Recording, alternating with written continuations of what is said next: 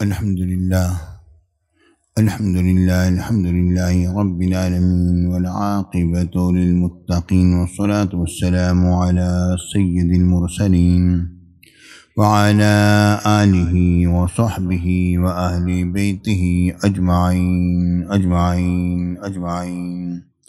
أما بعد فأعوذ بالله من الشيطان الرجيم بسم الله الرحمن الرحيم كل من عليها فان ويبقى وجه ربك ذو الجلال والإكرام صدق الله العظيم وصدق رسوله النبي الكريم الأمين وإن الله تعالى عز وجل قال في شان حبيبه مخبرا وآميرا إن الله وملائكته يصلون على النبي يا أيها الذين آمنوا صلوا عليه وسلموا تسليما اللهم صل على سيدنا مولانا محمد المصطفى بديع العطاء وبحر الوفاء بديع الجمال وبحر الشفاء سيدنا أبي الزهراء وآله وبارك وسلم. محترم حضرات سامعین کرام، حاضرین محفل، پیارے ساتھیوں، دوستوں، بزرگوں، پیارے پیارے بچوں، پیارے بھائیوں، علماء کرام، مشائخ الاسلام، السلام علیکم ورحمۃ اللہ وبرکاتہ. ماشاءاللہ، جیسا کہ ابھی آپ ایک بہت ہی علمی اور وقی خطاب ہوگا جو کہ آپ سن رہے تھے.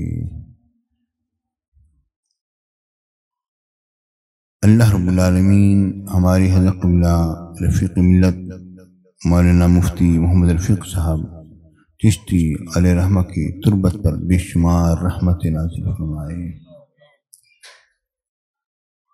اور رب العالمین نے ان کو علم کی دولت سے نوازا، انہیں علم پھیلایا.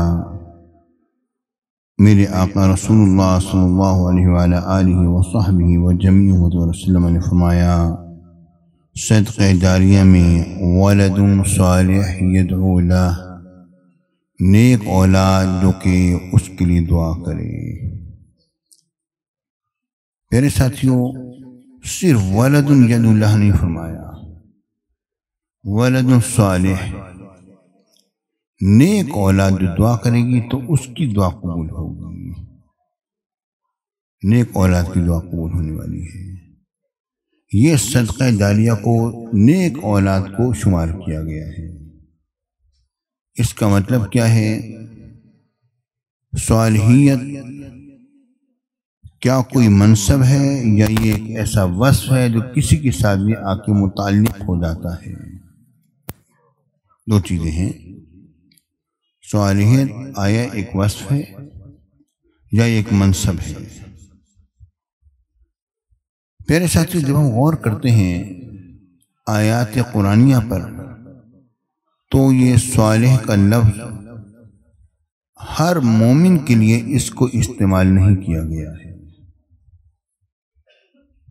جب ہر مومن کے لیے استعمال نہیں کیا گیا بلکہ انبیاء کے لیے یا وہ لوگ جو کہ اللہ تعالیٰ کے مقربین میں سے ہیں ان کے لیے ہی اس کا استعمال ہوا ہے.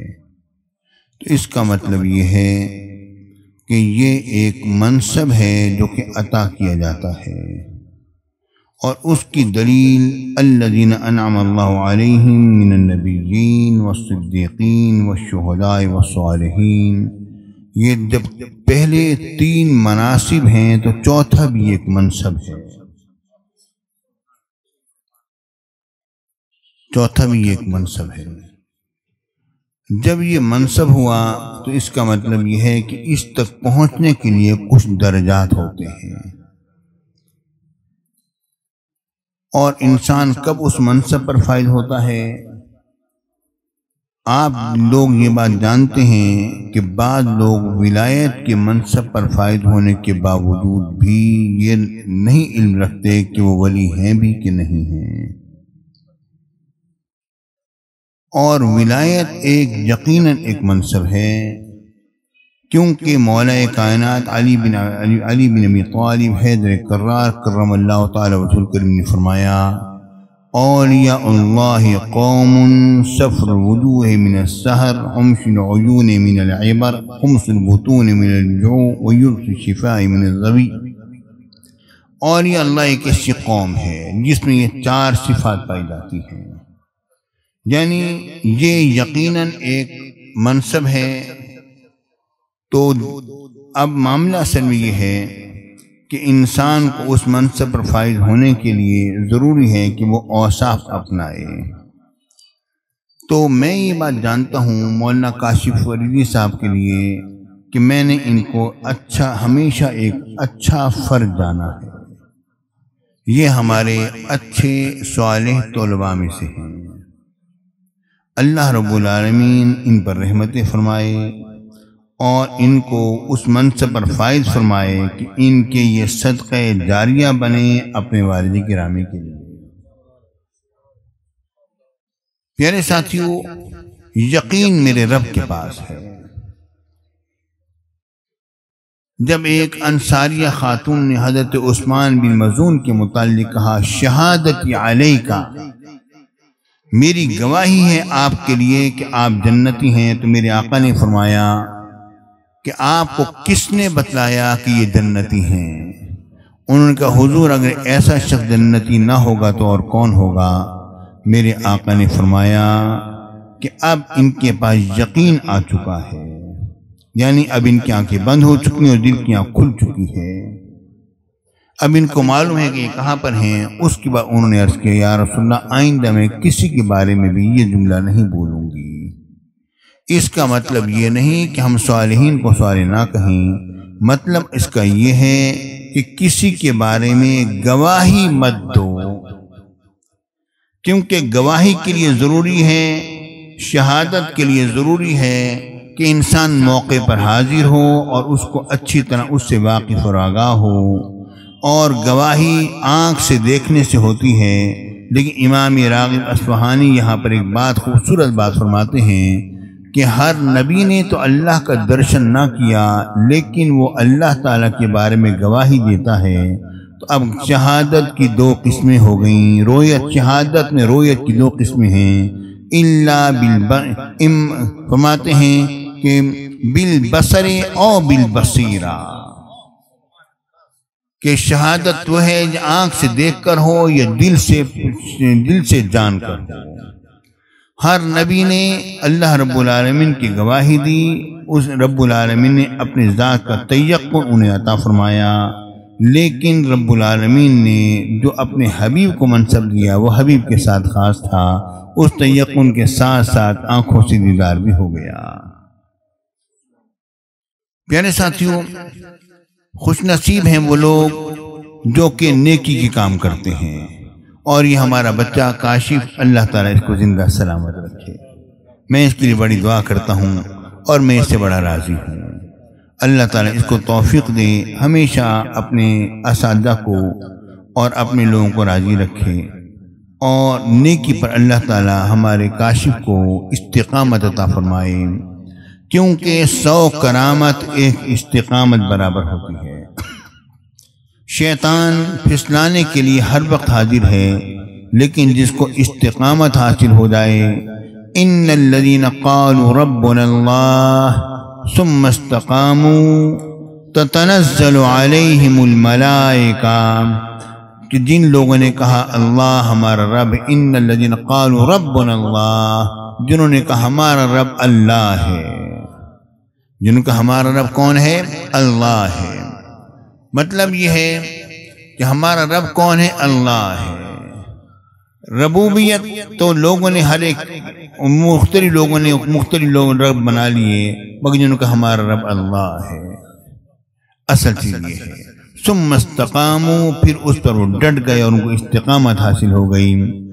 جب استقامت حاصل ہو جاتی ہے اس کے بعد کیا ہوتا ہے؟ رب العالمین نے فرمایا تتنزل علیہم الملائکہ، ان پر فرشتوں کا نزول ہوتا ہے۔ یہ استقامت فی الدین جو ہے، یہ محض اور محض انبیاء کے لیے نہیں، یہ اولیاء اللہ کا یہاں پر ذکر ہو رہا ہے۔ اور یہ بات ذہن میں رکھو کہ فرشتوں کا نزول محض اور محض انبیاء پر نہیں ہوتا، اولیاء پر بھی ہوتا ہے۔ یہ آیت دلیل ہے اس بات کی کہ تتنزل علیہم الملائکہ، کہ ان کے اوپر فرشتوں کا نزول ہوتا ہے، اور فرشتے ان سے باتیں کرتے ہیں اور ان سے بات چیت ہوتی ہے۔ آج اگر ہم یہ کہیں کہ حضور غوث اعظم کی بارگاہ میں فرشتے حاضر ہوا کرتے تھے، میرے اور آپ کے داتا کی بارگاہ میں اور خواجہ کی بارگاہ میں فرشتے حاضری دیا کرتے تھے۔ غوث بہاؤالدین زکریا ملتانی اور شاہ رکن عالم نوری حضوری کی بارگاہ میں فرشتے حاضر ہوا کرتے تھے، تو فوراً شرک کا فتویٰ لگ جائے گا۔ لیکن ہمیں یہ تو بتاؤ اس آیت کا مطلب کیا ہے؟ جنہوں نے کہا ہمارا رب اللہ ہے اور اس پر استقامت حاصل ہو گئی تو ان پر فرشتوں کا نزول ہوتا ہے۔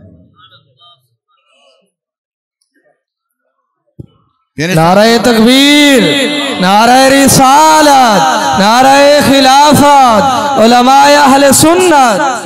پیارے ساتھیوں، فرشتوں کے جب نزول ہوتا ہے تو فرشتے ان سے باتیں بھی کرتے ہیں۔ فرشتے جب ان سے باتیں کرتے ہیں تو اللہ تعالیٰ کی طرف سے وہ آتے ہیں۔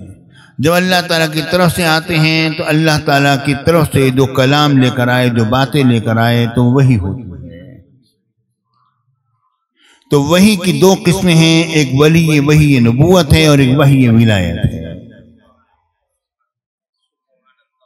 ایک وحی نبوت ہے، ایک وحی ولایت ہے، دو قسمیں۔ اور اس لیے رب العالمین نے جو یہ فرمایا بما انزل الیک وما انزل من قبلک، جو آپ پر نازل ہوا وہ متقی اس پر بھی ایمان رکھتے ہیں، جو آپ سے پہلوں پر نازل ہوا جو آپ سے پہلے نازل ہوا اس پر بھی ایمان رکھتے ہیں۔ تو مطلب یہ ہے کہ جو آپ کے بعد نازل ہوگا وہ وحی ولایت ہوگی، وحی نبوت نہ ہوگی۔ اس پر ایمان لانا ہر ایک کے لیے، اس کے ایمان کے لیے شرط نہ ہوگا۔ اور یہی وجہ ہے کہ حضرت عیسیٰ علیہ السلام جب قیامت میں جب قرب قیامت میں جلوہ گر ہوں گے تو وہ نبی ہوں گے، اور وہ نبی ہوں گے مگر بحیثیت میرے آقا کی امتی کے ہوں گے۔ ان پر جو وحی جو نازل ہوگی وہ وحی ولایت ہوگی، وحی نبوت نہ ہوگی۔ اور یہ بات میں نے نہیں کہی بلکہ میرے مرشد غزالی زمانے اسی آیت کریمہ کے تحت یہ بات درج فرمائی ہے۔ کیوں؟ وجہ کیا ہے؟ وحی نبوت کیوں نہ ہوگی؟ کیونکہ نبوت کا دروازہ بند ہو گیا، ولایت کا دروازہ قیامت تک کھلا ہوا ہے۔ اور فیضان نبوت میرے آقا کا شیخین کریمین عمرین سیدنا ابو صدیق اور حضرت عمر بن خطاب سے جاری و ساری ہے۔ اور فیضان ولایت اور مناسب ولایت حیدر کرار مولا کائنات وجہ الاسنا کرم اللہ تعالی وجہ الکریم وجہ الاسنا سے تا قیامت جاری و ساری ہے۔ اب نبی کوئی نہیں آئے گا، کوئی پیدا نہیں ہو سکتا ہے، مگر ولی جگہ جگہ پیدا ہوں گے۔ تو جہاں ولی ہے وہاں علی ہے۔ پیارے ساتھیو، رب کی بارگاہ میں دعا ہے یا اللہ ہم سب پر فضل و کرم فرما، ہمارے مفتی صاحب قبلہ کی اللہ تعالیٰ مغفرت فرمائے، اور میرے خیال میں ان کی مغفرت کے لیے ہمارا بچہ ہی کافی ہے انشاءاللہ۔ اللہ تعالیٰ ان کے اوپر رحمت نازل فرمائے۔ آمین۔ وآخر دعوانا الحمدللہ رب العالمین۔